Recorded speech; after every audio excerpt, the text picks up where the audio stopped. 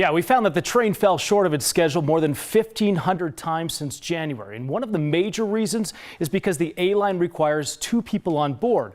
One of those crew members is an armed guard. The company providing that security tells me it's having a difficult time filling those positions.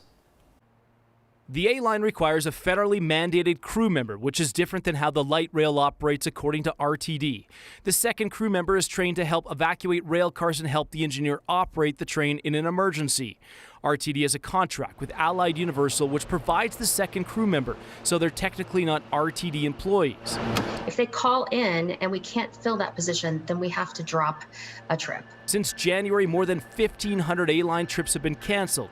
1,290 of those trips, or about 80%, happened because a second crew member wasn't available to be on the train. We understand that the line is very important to our customers. Allied Universal told me in a statement the company is short-staffed. Filling position for armed guards is difficult because they compete with openings for law enforcement.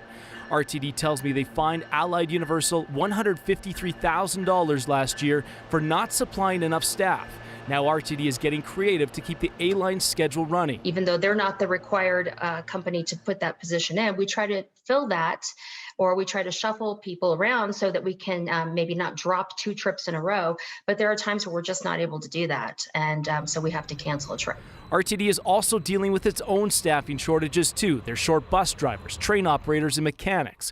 RTD is offering a $4,000 signing bonus to frontline positions. They're also increasing pay as part of a newly negotiated contract with the union. The union president says something has to change at RTD to rebuild passenger confidence. The biggest frustration is just not having a reliable means of transportation. The public is just weary of RTD and its struggles overall to address manpower issues. So RTD has about 300 Allied Universal employees under contract, but only about 30 of them are armed guards who can be a second crew member on commuter trains.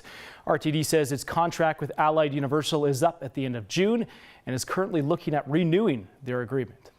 This is such an impactful story, John. So many people take that train. I mean, we've talked about DIA being the 3rd busiest airport in the world, and I feel like poor transportation just transcends so many issues, like economical issues for our state, our city, a lot of accessibility issues. So if you have to take the A-line, what does RTD recommend? Well, RTD suggests anyone taking the A-line sign up for alerts for any scheduled changes. On average, about 8% of the time, the A-line train will not be there for people catching a ride to or from the airport. Yeah, definitely a shame. All right, John, thank you. Okay.